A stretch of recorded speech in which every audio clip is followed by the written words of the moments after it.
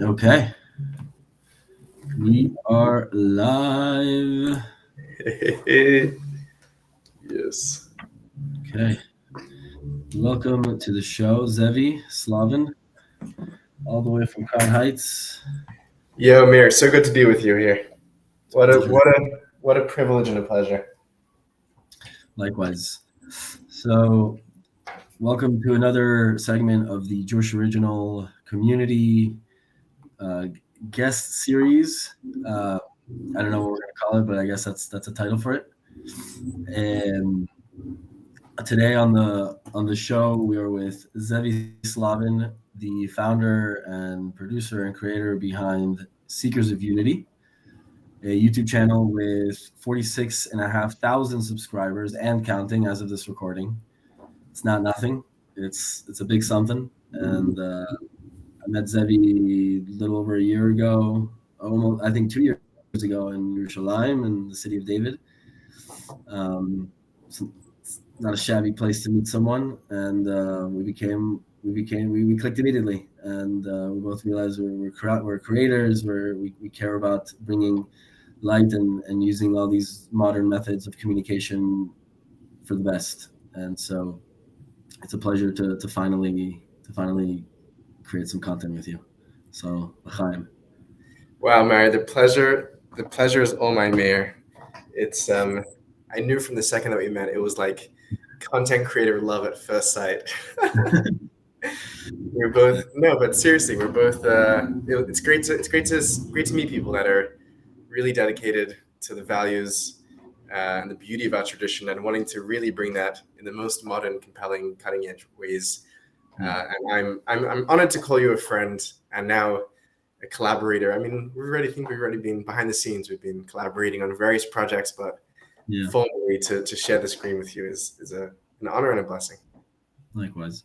And some people will notice that it's one half of the two tall Jews. Unfortunately, the tallest Jew, Isaac, couldn't make it today, but he's here in spirit. He sent over some questions that I'll be asking throughout our conversation, and we have him in mind. He's Yaitse, as they say in our vernacular. So let's start with a very simple question, which might be loaded, but who is Zevi Slavin? For the folks that maybe they don't know you, this is the first time that our followers are seeing you. Maybe just a little bit about yourself, and then we'll talk a little bit about the channel and some of the passion behind it. Sure. Who is Zevi Slavin? Zevi Slavin is a human, a chassid of the Rebbe, who was raised on Shlichus in Sydney, Australia, serving the mission of bringing light and goodness to this world and to try and take our world from a capricious, heartless jungle to a kind and well-tended and well-wooded garden, a place for God, for unity, for love and kindness. That's the first things that I was taught as a child, is that we're here to make this place a dwelling place for the divine presence within each of us, and that's still very much who I am. And now throughout my fun journey of life, I've gotten ways to explore that mission and that project from various angles.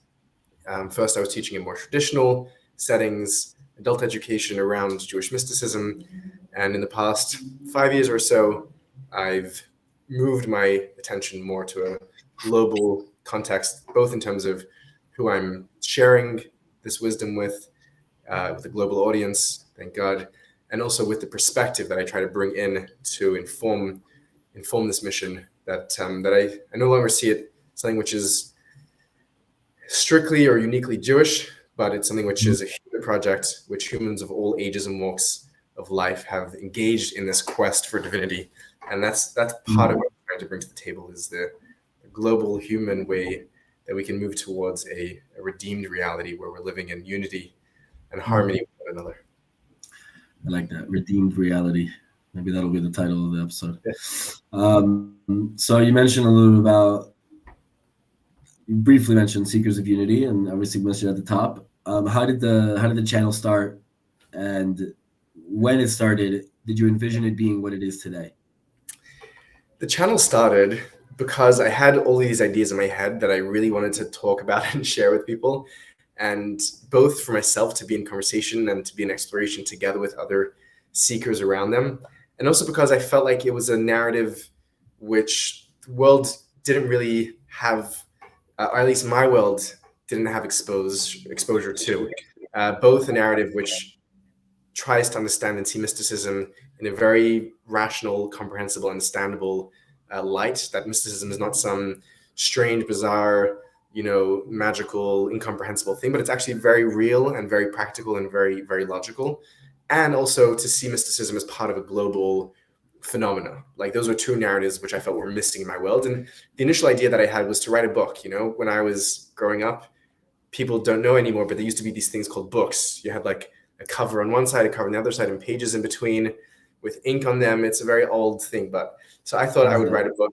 I thought I would write a book, and a friend of mine was like, Zevi, you and your friends read books. No one reads books. If you want people to hear a story, hear an idea, spread a message, begin a conversation, you got to start creating content. And I took his advice, and here we are today. I could not, for the life of me, foresee, thank God, the success that the community's had. Right away, as soon as I began, it took me about a year to begin to produce. It was terrifying to start, but once I did, the immediate response was, "We want more of this. We love the rigorousness. We love the angle. We love what you're trying to do here." And thank God, built a very, very warm and supportive community where I get to explore these ideas together with them. It feels like a family now through the channel, and I definitely could not have envisioned the beauty that's come from this, and it really makes me believe that there are so many people that have so much beauty to share, and if we begin to share that beauty, we get over the fear of sharing, of putting our face and name out there. So much beauty can come from that, which is certainly a teaching that I received from my Rebbe and from the Hasidic tradition in general. That even if you only know Aleph, the very first letter of the Hebrew alphabet, then you're mandated, you're responsible, you're required to teach Aleph. So I knew Aleph, and I started to teach it because of that instruction. And I'm every day I thank my lucky stars. I'm very pleased with the beauty and the community that's built around it, and the work that I get to, the labor of love that I get to engage with every day of my life. I love it. I think we resonate a lot with that idea of it's, sometimes you start a project, you have no idea what you're doing, but it's a passion combining with your skills, and then you realize that the people are resonating with it, and next thing you know, you have a community. You're speaking to thousands of people, tens of thousands of people. If you were to sum it up into maybe a few words, what's the dream for seekers? The dream really is to create a seeking community that is trying to explore ways that we can live both ourselves more redeemed lives, more unified lives internally, and by consequence of that, have a ripple effect on the world around us, that we could be living in a more unified, compassionate, caring, and intimate world. The dream is to bring Mashiach. That's the only mission statement that I was raised on. It's the only mission statement that I pledge allegiance to still. And I really do believe that humans have the capacity to change their realities, to reframe their narratives, and by doing so, to reframe the world that we live in. So that's the dream. And the dream is both ambitious and humble. Ambitious in the view that it's really a global mission. And nothing short of that, but also humble in knowing that it begins inside. It begins with each one of us working on uniting our own hearts, uniting our own thought, speech, and action every day, one day at a time. So that's the dream. And the dream is to play a role in exploring the wisdom traditions and the mystical traditions and practices that help us live that more unified life and create the more unified world. Oh man, I love it. Okay, now we're going to do one of Isaac's questions. It's going to get a little bit deeper. He's a big thinker. The taller the Jew you are, the more you think, apparently. So Isaac asks, spirituality and religion are distinct concepts that are often conflated. How would you separate the two? Yeah, that's a great question. I would say that religion, the way that it's being used in contemporary discourse, is much more of a sociological signifier. It refers to, sociological ways that humans organize in relationship to worship of deity or ancestors. It's like some very traditional sociological definitions. And I look at religion as a social phenomena, something that humans do and humans used to organize.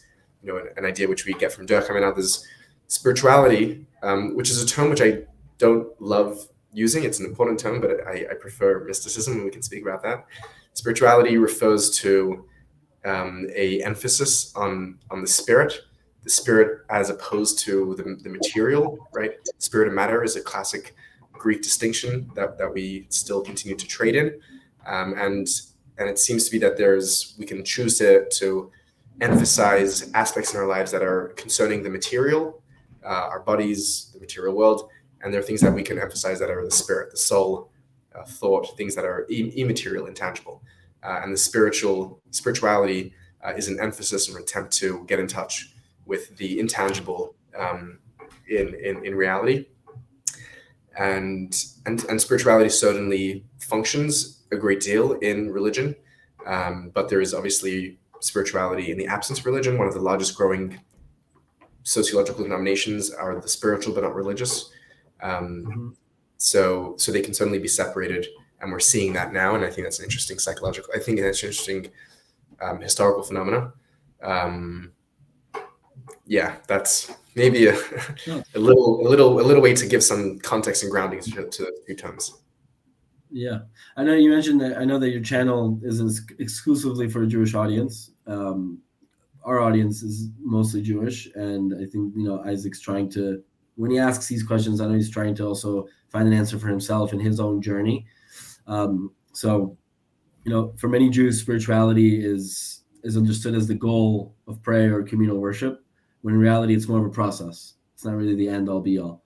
So how can Jews, in your opinion, work with this feeling instead of viewing it as a reward and more as a process? Yeah. I'm kind of skeptical and dubious of the centrality that spirituality plays in our conception, and I much prefer the term mysticism as opposed to spirituality, and I can talk about why those words are different in my understanding. But certainly there is a place for the spirit. There's a place for enthusiasm, for hitzlahavot, as we would call it in Hebrew. That plays a role in all religions, and certainly in Judaism too. And we do, in some unfortunate ways, live in a historical moment where Judaism, as it's practiced mainly, has become quite dry and desiccated. And I think that we have to turn back to the purveyors of spirit of Jewish history, whether that's someone like the Tov or the Arizal or the Rashbi, great characters who were there to speak on behalf of the spirit, and to include that to the body of Judaism, because the body without spirit is just a corpse. And the ways which one can get there, I think it takes deliberation. It takes what we call in Jewish Kabbalistic and Hasidic jargon avodah. It takes work. It doesn't come easy.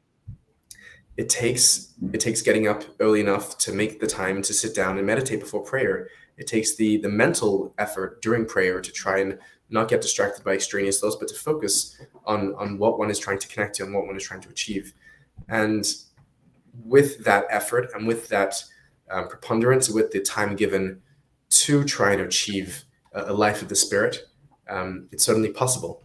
I don't think that a life of the spirit is the goal of Judaism. I think Judaism has a different end in mind, but I think that it's certainly a part of the process, as you're indicating. And it's accessible to all of us. There's a very beautiful verse in Chumash which says, that this thing, it's very near, very close to us. We don't really have to run away to the Himalayas to experience the spirit that burns within us, because it's within each of us, and it just needs to be kindled and tended to and fanned. It's like when you make a fire, right? When you make a bonfire, you can't just expect the fire to begin right away unless you like douse it with gasoline, like might be the equivalent of psychedelics in some sort. But if you're going to do it carefully, you begin with kindling, you begin with a match, you blow it, you give it attention, it dies, you start again, and that's how you build up the spirit, slow and steady.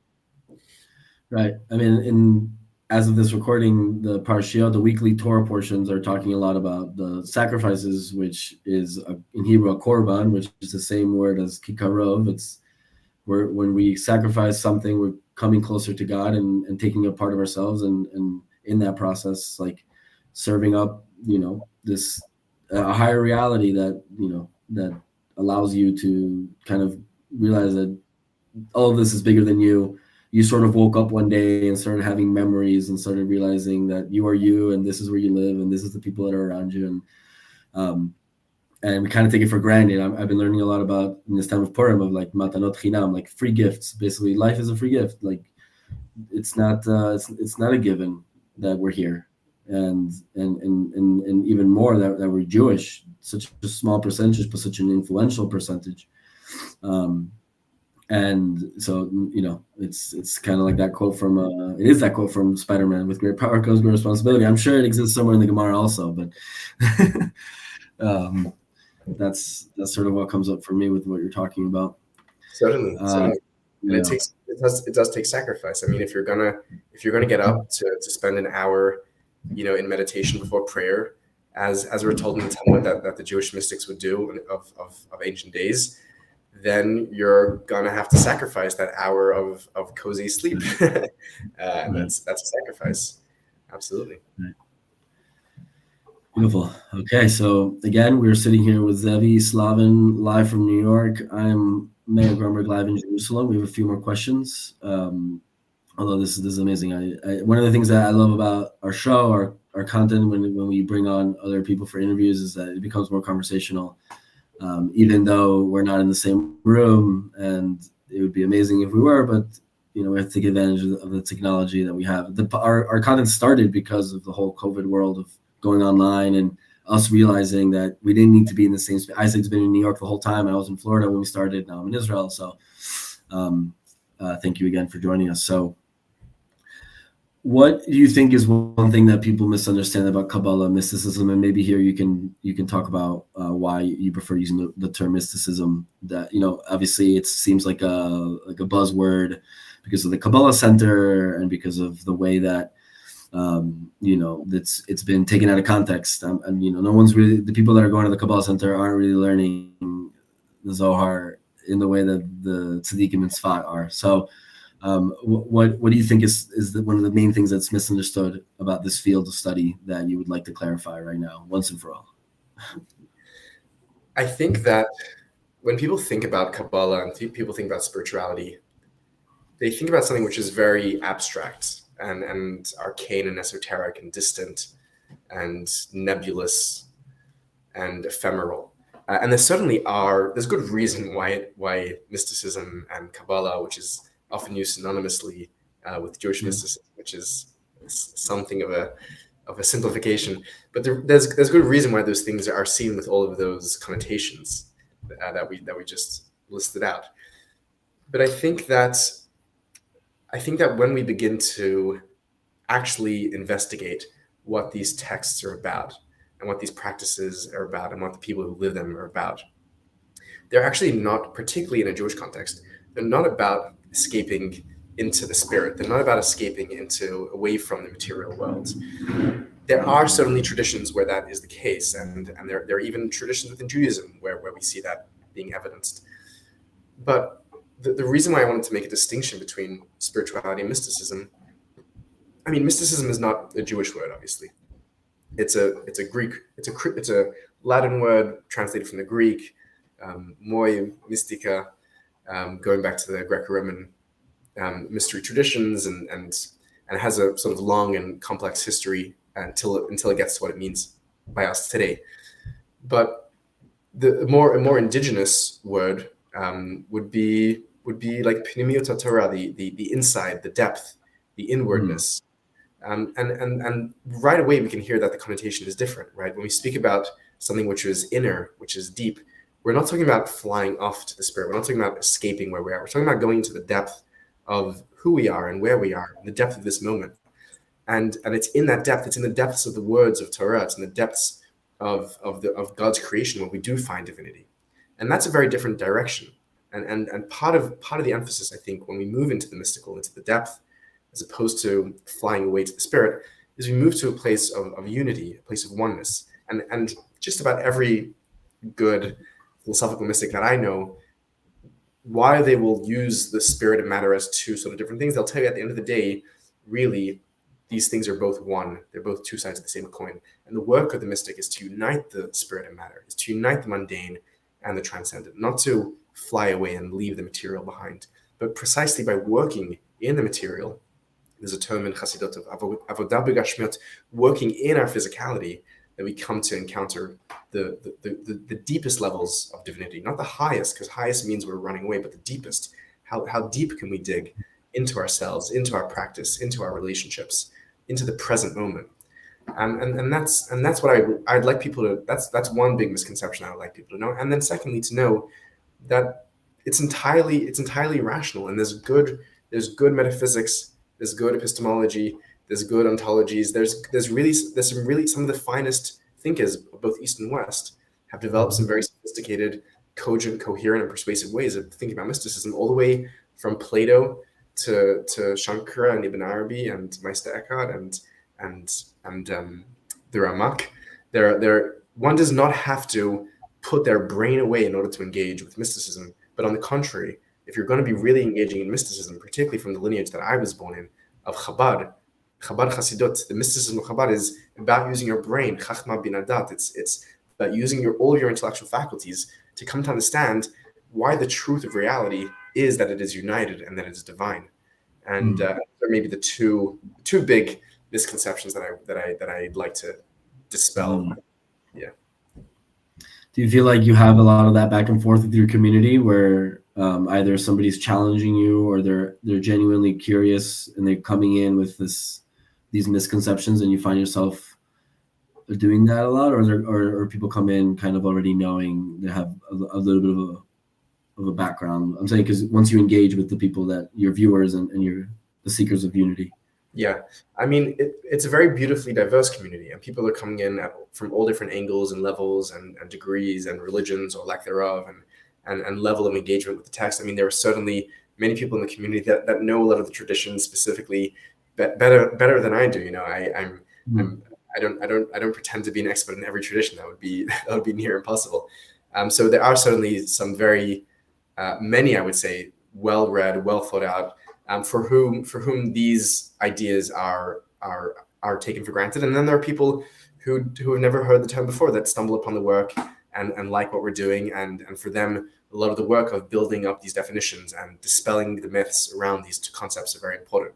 And it's a fine balance of trying to create content that is both able to serve people that are, you know, very, very deep and very well versed in a lot of the literature that I'm engaging with, and to people that have never heard of these terms at all. And trying to hold those two in balance is a fun kind of challenge when you're sitting and planning and writing content. Right.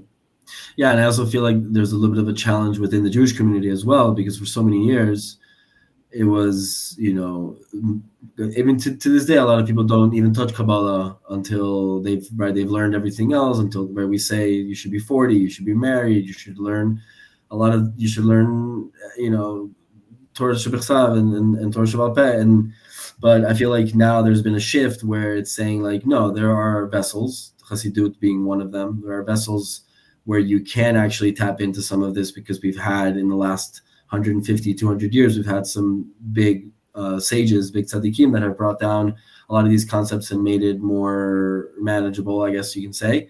But I think even to this day, still in the standard yeshivot, or, you know, the standard Jewish learning centers in the U.S. and Israel, wherever, where it's not the central focus. It's still the Talmud. It's still Chumash.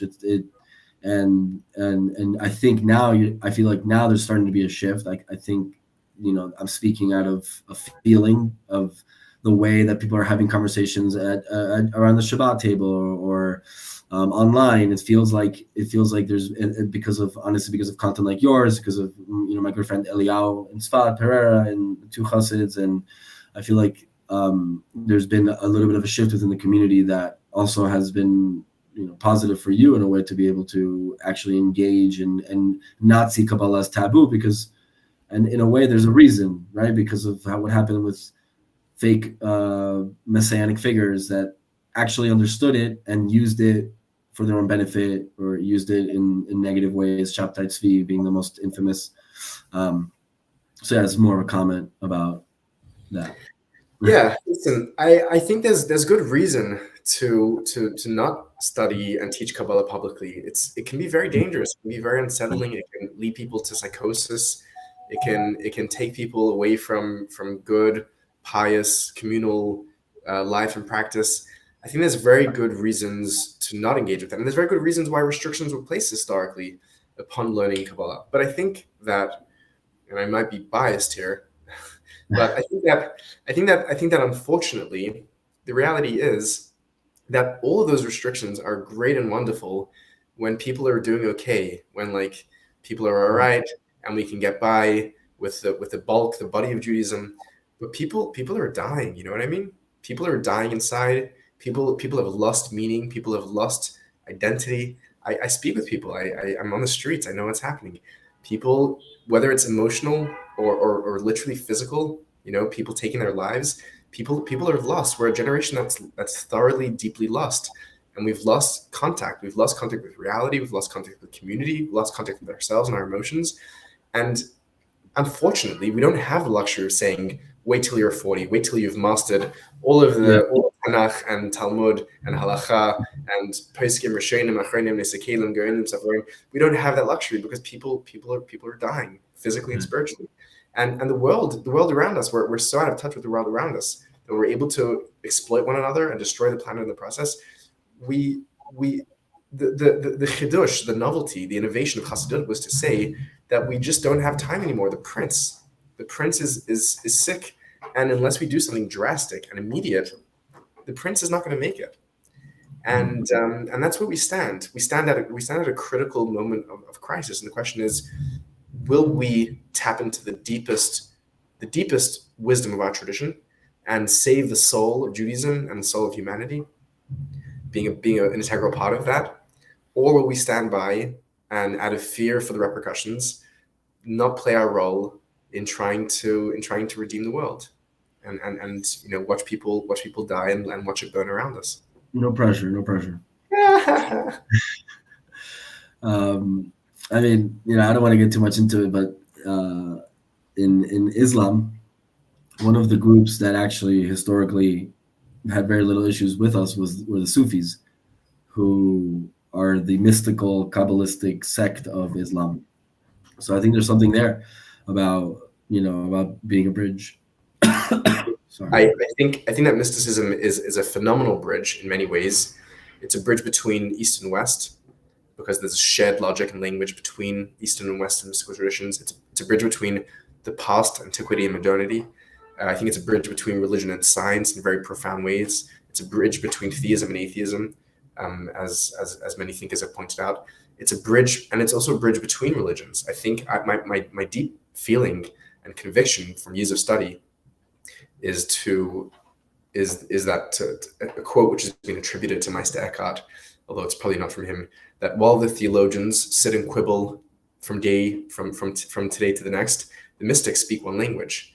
And that's my deep conviction, that mysticism is a very, very important bridge in today's modern world, that can bridge between the human and God, between the human and nature, but also between religions. And I've done some of that work, thank God, of being able to use mysticism as a tool to show up to communities, Muslim, Christian, Baha'i, Druze, Ahmadiyya communities, and say, hey, let's talk about the depths, because in the depths of each tradition, it seems to me that we're talking about the same thing. And that's a lot of my work, is trying to demonstrate that, prove that, and then act on it, and then go ahead and put my money where my mouth is, and begin to build those bridges between traditions. So you're very right, and it's very close, near and dear to my heart. All right, let's hope it keeps being that way. Okay, so this is the last big question from Isaac, and then I have some rapid fire questions to wrap up. I just want to read it straight because he worded it very nicely, and I don't want to change it up. He says, prayer can often seem vague, abstract, and foreign to those that don't necessarily engage with it. In other spaces, it's actually seen as taboo. However, in practice, prayer can be rather straightforward, right? Like you mentioned, you wake up, you just then you do some meditation. It's very simple, seemingly. As soon as the dogmas are stripped away from it. So, what are some practical strategies that you can give people to sort of shed the klipot, the shells that maybe hold them back from having a healthier relationship with prayer? Yeah, that's a wonderful question. And we just wrapped up a series on the channel looking at prayer. I think that one of the big things that hold people back from praying is a misunderstanding of what prayer is, or the assumption that prayer necessarily has to be related to some sort of supernatural, transcendent deity. And people think that, oh, if I'm a modern person, I don't believe in God as people thought about it in the past, and I can't pray. And I think that's a big tragedy. And I think that the mystics very much believe that something different is happening in prayer. That we're not coming to ask some sort of magical being in the sky that the magical being grant us gifts and forgiveness, whatever it is. But prayer, insofar as the mystics are concerned, is a place of connection, a place of intimacy, a place to cultivate inwardness, basically. And we all need that. We live in a day and age where the space between the public and the private has been so eroded, where there's so little space left for genuine intimacy. And the intimacy that we do find is often mediated by commerce, by business. You have to buy something in order to have an experience of closeness with something else, or it needs to be with another person, and then that becomes entangled with the other person's feeling, and that can become convoluted. And the mystics say you don't need any of that. You don't need to buy anything. You don't even need anyone else. You just need to be able to sit in your own depth, in your inner silence, and go into that place inside of you, which is divine, and open up that conversation with the divinity within yourself, with whatever you want to call it your soul, call it your true being, whatever word works for you, doesn't really matter.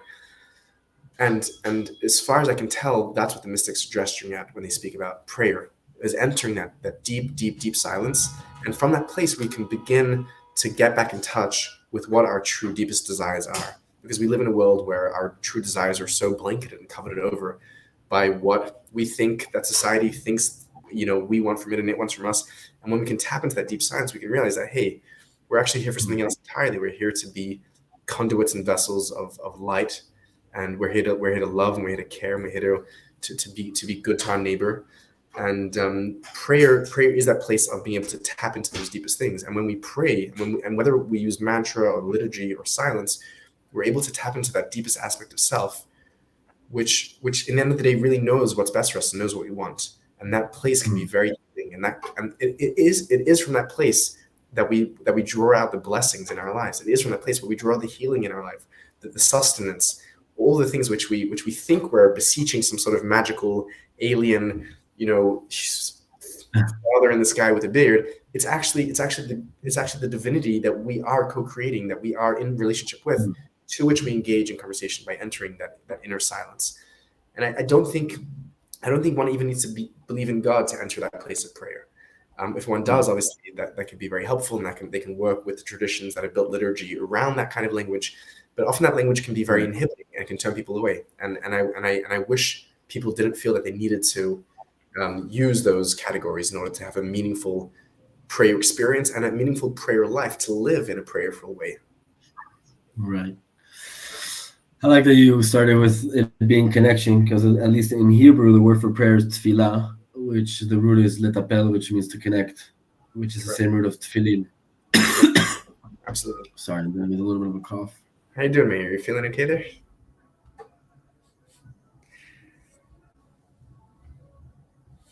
I'm recovering from a little bit of a cold. Right. And the tefillin itself is like it's like a wire. You're connecting your mind, your heart, and you're unifying it. Yeah, so you're binding yourself. You're tying yourself together, right? There's three aspects that the tefillin connects. It's the mind, the heart, and the arm. It's our thought, it's our feelings, our emotions, and our actions. And very often, we think one thing, we feel something else, and then we do the third thing. And there's no coherence or consistency or unity between those things. And tefillin is a spiritual technology, you could say, to allow us to tap in to unify those three components of our being. And when we can live in a more unified way, then it's a totally different experience. We're living in alignment. People say that podcasting isn't physically straining. This is an example I'm pushing through. 100%. That's actually my bar mitzvah parsha is Bo, which brings down the mitzvah of tefillin, and my mom had a speech that she gave at my bar mitzvah, and she spoke about how the mind and the heart are being like physically connected and like unified, and and when you do it every day, it's easy to forget, but it's important that you see each time that you rap as another, you're plugging into that outlet, and we need what's called kavanah. We need intention, right? We need what we might call today mindfulness, because we can go through these practices and just do them every single day and forget what we're doing them and what they're supposed to achieve. And they still do achieve something, even if we're not thinking about it. But it's all the more powerful when we're able to stop and say, like, why? Like, what is the kavanah? What is the intention? What's the thought behind this? It makes everything a little bit more meaningful. It allows us to tap into what it is that we're trying to do in those moments, and I think we could do the same. We could do the very same actions. One of them by stopping in advance and saying, "Why am I about to eat? What am I doing this for? Why am I about to go to sleep? What am I sleeping for? Why am I going for? Why am I exercising? What's the point of all this?" And we can tap into the depth of what's going on behind those things, and that's the mystical, right? Or we could just eat mindlessly, sleep mindlessly, socialize mindlessly, and in that way we haven't been able to tap. We're just remaining on the surface of life. We're not able to touch in, to tap into what's going on and why we're here and what we're doing any of this for. Right. Okay, ready for the rapid fire questions? Let's go. Okay, so what's been the biggest lesson you've learned in this journey of Seekers of Unity? What's been it has to be not quick. You can think about it, but it has to be short, so that we can do these. The biggest lesson I've learned is I thought that I was coming to teach, and I learned that I'm coming to learn, and I learned so much from my community. I learned so much from the people. I learned so much from So that maybe is the biggest teaching. That I thought I had this wonderful idea that I'm going to come and teach and people will listen, and I learned that I'm here to listen. I'm here to learn, and what a blessing. Who's your favorite guest or segment that you've done? Because I know that sometimes it's just you speaking, and sometimes you have other people. So sure. Yeah, the first name that just comes to mind, and I've had dozens of beautiful, wonderful guests that have provoked me and challenged me, and we've engaged in deep, loving conversation. But the first one that comes to mind is a woman, professor, a mystic, as far as I can tell, by the name of Melila Helner-Eshed, who's one of the world's leading scholars in Zohar, the mother of a revolution of Zohar study amongst secular Israelis, and one of genuinely the most beautiful humans that I've ever met. Just the way of her being is thoroughly infused with all of the values that I strive towards, and being able to sit with her in conversation and ask her about her journey and share her presence is a gift that I will go to my deathbed holding dear to me, and becoming her friend through the process. So that's the first name that comes to mind. Can you repeat her name again? Sorry. Melila Helner-Eshed. Melila Helner. Okay. Yeah. The title of the episode we did together was called "Falling in Love with the Zohar," so people can find it that way. Okay. As well. Yeah. There you go. Falling in Love with Zohar. You mentioned it at the top that you were raised with one goal and one goal only, is to bring Mashiach. So, money question: how do we bring Mashiach? Mashiach is a state of consciousness, because our consciousness creates our reality, and by moving us from a consciousness of exile, of separation, of isolation, alienation, competition, to a consciousness of unity, belonging, alignment, love, we are moving into a messianic consciousness by adding unity. The Rebbe would often say that the words Geula and Galut are the same words in Hebrew, exile and redemption, samsara and nirvana. The only difference is in Aleph, the unity. If we can unify our consciousness, unify our body and mind, we change our conscious reality, and we change the world around us. That's, if you want a one sentence answer, that's it. I also like that. I mean, there's also the Tav, right? The Sav, which is at the end of the alphabet. Mm-hmm. That's not in Geula, and Aleph at the beginning of the alphabet. Yeah. There's something there. The Alpha and the Omega, the A through Z. There you go. Okay, this is the last question. We this is a classic. If anybody's listened to the Two Tall Jews before, I got it from, I forget who. I'm forgetting now the name. Tim Ferriss. He had a question. He had a book talking about great questions to ask, and he asked, like, I think like 20 of the most famous people the same questions, and he put it all into a book, and it's fascinating. And one of those questions is, if you had a billboard that billions of people will see, and you can guarantee that you're going to get billions of eyes, what would it say and why? That's a fun question. I think the simple, like easy answer is, which might be a bit a bit like narcissistic or egotistical, is just to put like a link to my work, because I very deeply. I mean, it's a billboard is hard to put, but I mean, I'm trying to share this wisdom all the time. So that's a link to what I'm trying to share all the time, and I would love if more people were able to engage with it. But what's the message at the core of it all? If I had to like conduce it to a message, and not to like a hyperlink, I'm thinking like cheating there a little. Yeah.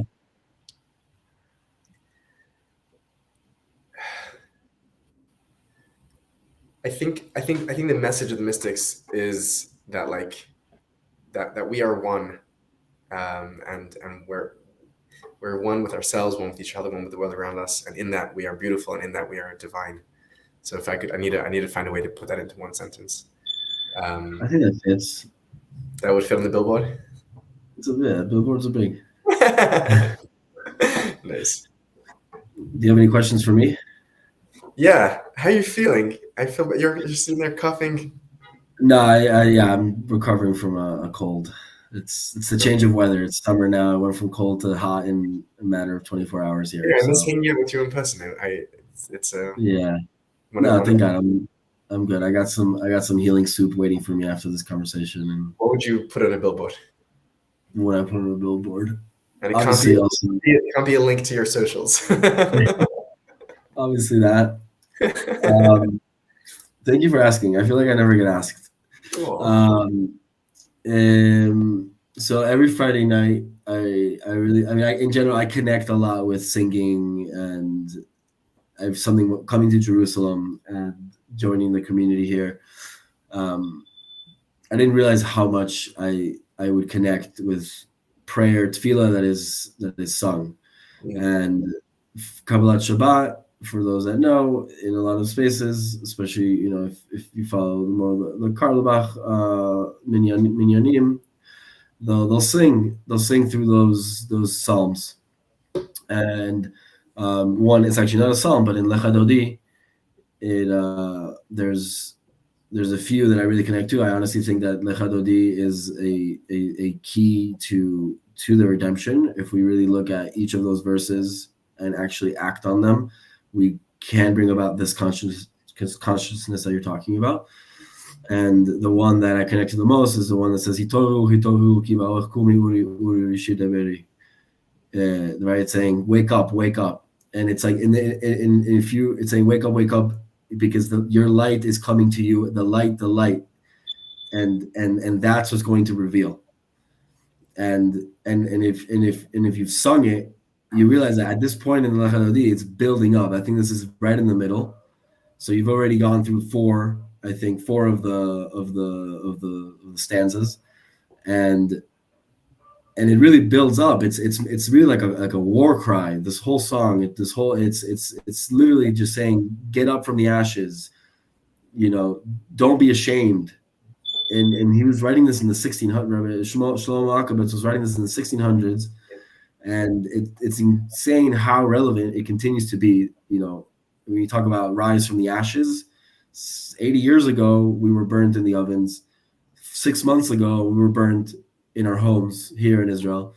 And it's almost like he's literally calling through time, telling us what we need to do and where we need to put our focus.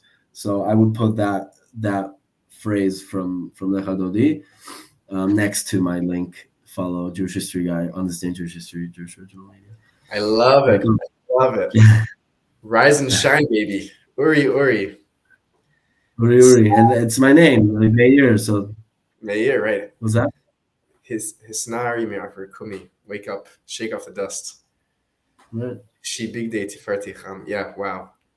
That's And yeah, and even before the Sof Maaseh b'machshava tchila, like every time that I get stuck in stuckness, as Rev Joey Rosenfeld likes to say, the double words and the within, when you get stuck in stuckness, sit down, write it out, make a list. That's the machshava tchila, nice. sof maaseh. But if because when you get stuck in your own thoughts, that's it. Yeah, You need to you need to see it the end, like the end. You will do sof maaseh. In the end, you will do. But in the beginning, just think about it a second. Like stop, breathe, and don't worry. Like in the end, you'll do. It's gonna come. So that's for me. It's on a personal level. It's also it really opens things up. yeah. No, it is. It's beautiful. It's beautiful to enter every week back into that Shabbos, that place of Shabbos is Mashiach in many ways, to enter back into that silence, into that inwardness, and to remind ourselves that we're here to shine. We're here to. Our time has come to stand up and shine, to don the glory, and to be the agents of divinity, the agents of love and change in this world that we're born to be. Kings and queens, baby. Absolutely. Just in time for Pesach. Yeah. Never pour yourself a glass of anything. You always have the person next to you pour for you. All right, Zevi, this was amazing. I look forward to seeing you in person, either here or there, and or hopefully here with the coming of Mashiach. Amen, baby. Amen. Amen. Love you. Chaim. Thank you. You too, man.